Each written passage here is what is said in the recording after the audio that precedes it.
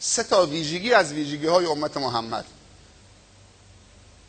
3 وصف که خدا امت محمد رو توصیف کرده. اولین وصفش کنتم خیر امت اخرجت للناس.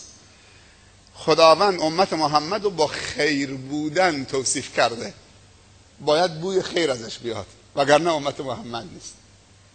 خدا وصفش کرده کنتم خیر امت، وصفی که خدا به ما داده. دوم و کذالک جعلناکم امتا وسطا، امتی وسط معتدل، نه خشک و خشن و افراطی که تقواشو از پیامبر و صحابه هم بالاتر.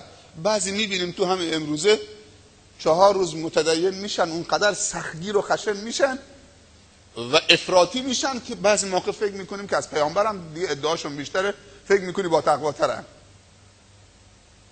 و از اون طرف هم یه عده شل بی‌بندوبار لایبال که اصلا دیگه هیچی براشون نمونده،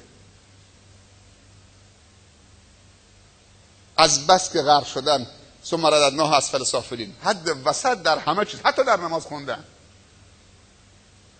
حتی در نماز خوندن و در روزه گرفتن، در عبادت هم باید اقتصاد رعایت بکنه. اقتصاد که فقط تو بحث مالی نیست. و ویژگی سوم ان هذه امتکم امه واحده و انا ربکم فاعبدون.